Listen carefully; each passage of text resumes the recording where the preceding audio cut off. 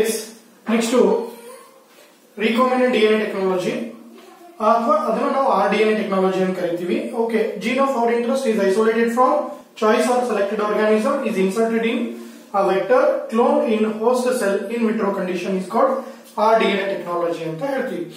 Okay, RDNA technology is a new field in biotechnology. ನಾಗಲೇ ನಿಮ್ಗೆ ಹೇಳಿದೆ, new field in biotechnology. Okay, yes next ಹೇಳ್ಬೇಕಪ್ಪ ಅಂದ್ರೆ by this technique genetically modified is organisms that we are going to produce to get product of our interest. Okay, by this technique ಇದು complete ಏನಪ್ಪಾ ಅಂದ್ರೆ principal ಮೇಲೆ ಇರೋದಕ್ಕೆ, ಅದಕ್ಕೆ ಇಲ್ಲಿ application part ಜಾಸ್ತಿ ನಾವು ಫೋಕಸ್ ಮಾಡಲ್ಲ, only principle. Okay, this technique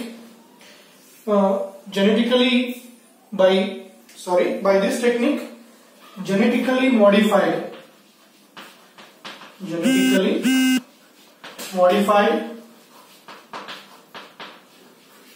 organisms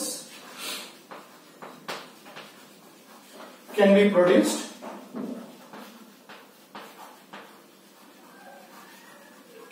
produced to get products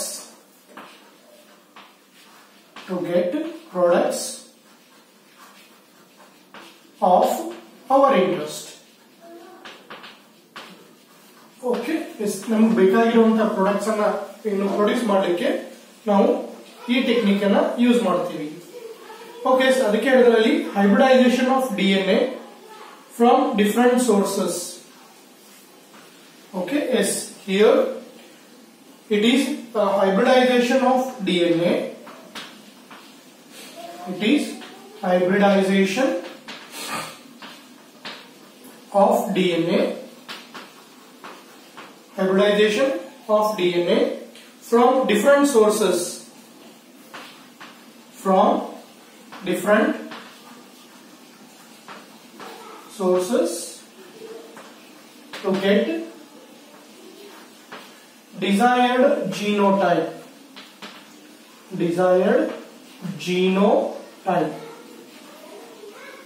Okay, yes.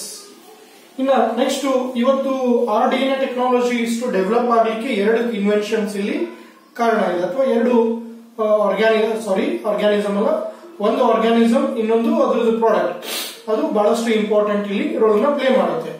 ಆರ್ಡಿಎನ್ಎ technology is DNA technology. Okay, yes, RDNA technology is based on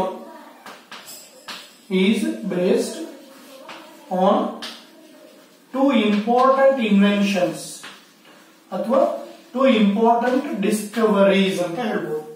RDNA technology is based on two important discoveries in bacteria.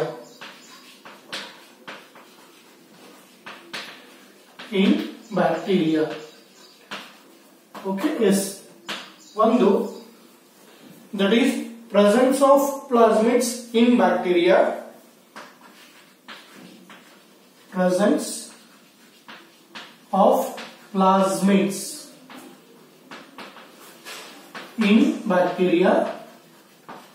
Okay, yes. ಅಂದ್ರೆ ಈ ಪ್ಲಾಸ್ಮಿಡ್ಸ್ ಅನ್ನೇ ನಾವು vector ಅಂತ use ಮಾಡ್ತೀವಿ.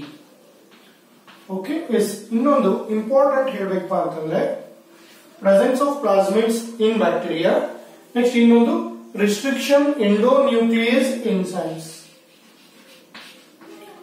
Restriction ಎಂಡೋನ್ಯೂಕ್ಲಿಯಸ್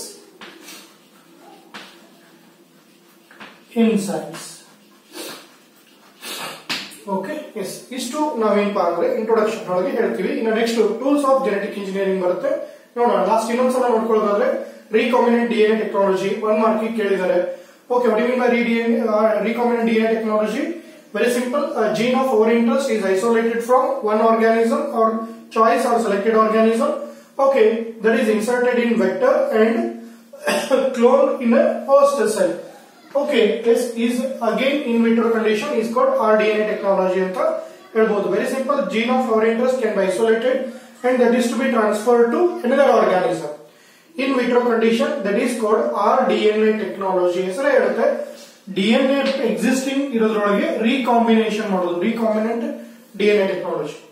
okay, ಒಂದ್ ಕಡೆ ಇದು new field ಇದೆ, ಪ್ಲಸ್ ಅದ್ರ ಜೊತೆಗೆ ನಮ್ಗೆ ಬೇಕಾಗಿರೋ, ಅದಕ್ಕೆ ಇವತ್ತು ಹ್ಯೂಮನ್ ಲೈಫ್ ಸ್ಟೈಲ್ ಬಹಳಷ್ಟು ಡೆವಲಪ್ ಮಾಡರ್ನ್ ಆಗಿದೆ ಅಥವಾ ಇಂಪ್ರೂವ್ ಇದೆ. ಅದಕ್ಕೆ ಒಂದ್ ಕಾರಣ ಏನಪ್ಪಾ ಅಂದ್ರೆ ಈ ಜೆನೆಟಿಕ್ ಇಂಜಿನಿಯರಿಂಗ್ ಅಂತ ಹೇಳ್ಬಹುದು.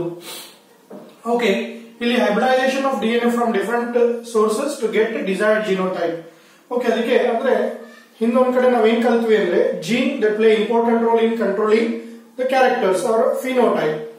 ಅದಕ್ಕೆ ಈಗ ನಾವು ಇಲ್ಲಿ ಈಗ ಸೇ ಫಾರ್ ಎಕ್ಸಾಂಪಲ್ ಈಗ ರೀಪ್ರೊಡಕ್ಷನ್ ಒಳಗೆ ಆತರ ಮಾಡಕ್ಕೆ ಪಾಸಿಬಿಲಿಟಿ ಇಲ್ಲ, ಯಾಕಂದ್ರೆ reproduction is species specific. Okay, the sperm of one species cannot fertilize the egg of another species.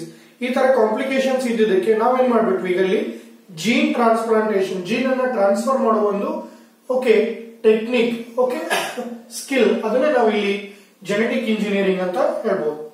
Okay, ಇಲ್ಲಿ ನಾವು ಇವತ್ತು ಹೇಳ್ತೀವಿ ಜೆನೆಟಿಕ್ ಇಂಜಿನಿಯರಿಂಗ್ ಬಯೋಟೆಕ್ನಾಲಜಿ ಮಾಡ್ತಾ ಇದ್ದೀವಿ, but the same process that is to be did by bacteria in very long time back. ಅಂದ್ರೆ bacteria ಅವಾಗಿಂದನೂ ಆ process ಏನ್ ಮಾಡ್ಕೊಂತ ಬಂದಿದೆ, ತನಗ್ ಬೇಕಾದಂಗೆ ಮಾಡ್ಕೊಂಡು ಬಂದಿದೆ. ಇವತ್ತು ಅದನ್ನೇ ನಾವು ಏನ್ ಮಾಡ್ಕೊತಾ ಇದೀವಿ, ಯೂಸ್ ಮಾಡ್ಕೊಳ್ತೇವೆ. That is the difference. Okay, ಇದನ್ನು 2 ಮಾರ್ಕ್ಸ್ ಕೇಳಬಹುದು. Okay, rDNA technology is based on 2 important discoveries mention ಅಂತ. ಅವಾಗ ಒಂದು presence of plasmid in bacteria, restriction endonuclease enzymes. Okay, ನಿಮ್ಗೆ ಗೊತ್ತಿದ್ದಂಗೆ ಈ ಪ್ಲಾಸ್ಮಿಡ್, ವಾಟರ್ ಪ್ಲಾಸ್ಮಿಡ್ ಹೋದ ವರ್ಷ ಕಲ್ತಿರ್ತೀರ ಬ್ಯಾಕ್ಟೀರಿಯಾ ಒಳಗೆ extra chromosomal self-replicating double-stranded DNA.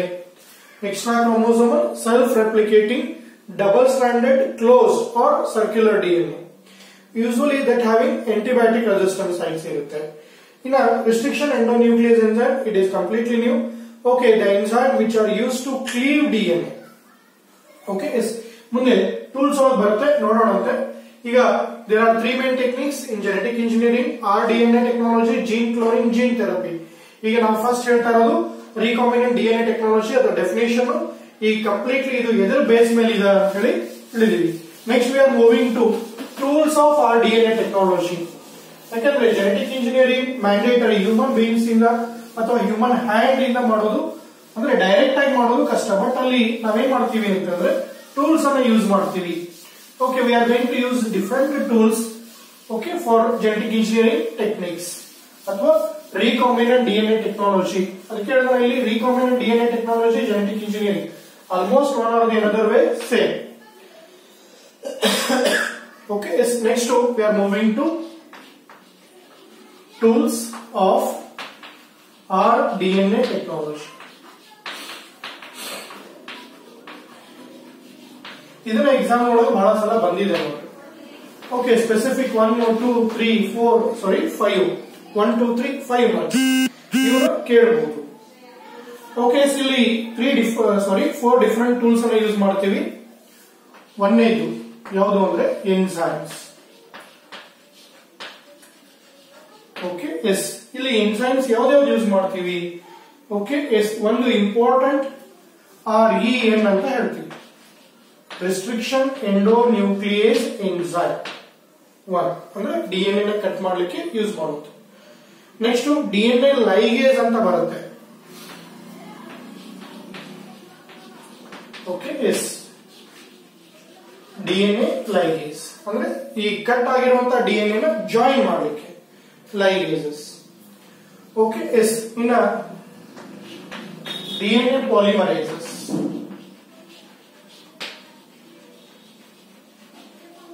Okay, to synthesis DNA or DNA template. ಅದರ ಜೊತೆಗೆ even we are using reverse transcriptase.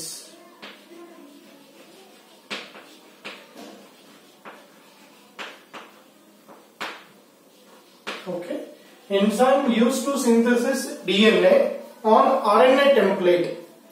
ಈಗ ನಮ್ಮ ಕಡೆ RNA ಇದ್ದಾಗ ಅದರಿಂದ DNA ಸಿಂಥಸಿಸ್ ಮಾಡ್ಕೊಳ್ಳಿಕ್ಕೆ ರಿವರ್ಸ್ ಟ್ರಾನ್ಸ್ಕ್ರಿಪ್ಟೇಸ್ ಅನ್ನ ಯೂಸ್ ಮಾಡ್ತೀವಿ. ಓಕೆ, ಇನ್ನ ಸೆಕೆಂಡ್ ಬಂದ್ರೆ ವೆಕ್ಟರ್ಸ್. ಒಂದು ಎನ್ಸೈಮ್, ಇನ್ನೊಂದು ವೆಕ್ಟರ್ಸ್. ಓಕೆ, ವೆಕ್ಟರ್ಸ್ ಅಂದ್ರೆ ಯಾವ್ದು, ಕ್ಲೋನಿಂಗ್ ವೆಕ್ಟರ್ಸ್, ಜೀನ್ ಅನ್ನ ಕ್ಲೋನ್ ಮಾಡ್ಲಿಕ್ಕೆ. cloning vectors. Okay, yes. One mark ಕೇಳಿದ್ರು which structure we use as cloning vector. Okay, yes. Major ಹೇಳ್ಬೇಕಪ್ಪ ಅಂತಂದ್ರೆ plasmids. ಬ್ಯಾಕ್ಟೀರಿಯಲ್ ಪ್ಲಾಸ್ಮಿಡ್ಸ್ ಅನ್ನೇ ನಾವೇನಪ್ಪ ಅಂದ್ರೆ ವೆಕ್ಟರ್ಸ್ ಆಗಿ ಯೂಸ್ ಮಾಡ್ತೀವಿ.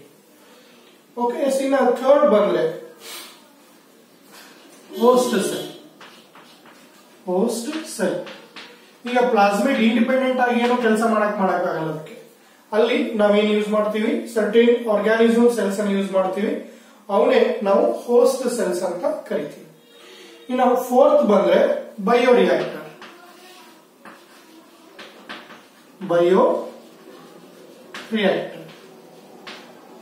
ಓಕೆ, ಇವೆಲ್ಲ ಡೀಟೇಲ್ ಆಗಿ ಒಂದೊಂದೇ ಕಲ್ಕೋತ ಹೋಗ್ತೀವಿ. ಓಕೆ, ಈಗ ಫಸ್ಟ್ ಎನ್ಸೈಮ್ಸ್ ಎದಕ್ಕೆ ಬೇಕಾಯ್ತು ನಮ್ಗೆ? ಡಿಎನ್ಎ ನ ಕಟ್ ಮಾಡ್ಕೊಳ್ಳಿಕ್ಕೆ. ಓಕೆ, ಅದು RNA. ಅದೇ ಕಟ್ ಆಗಿರೋ ಡಿಎನ್ಎ ನ ಜಾಯಿನ್ ಮಾಡ್ಲಿಕ್ಕೆ ಲೈಗೇಸ್.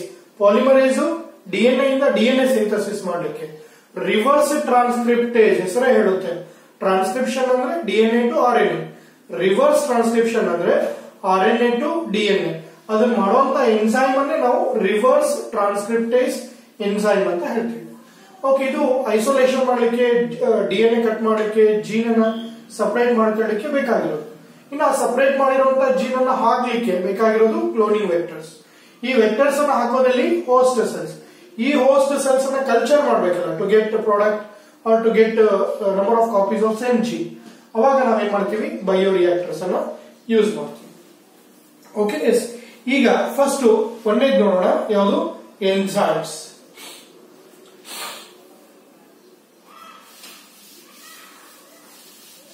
Tools of our DNA technology ಒಳಗೆ first we are moving to enzymes.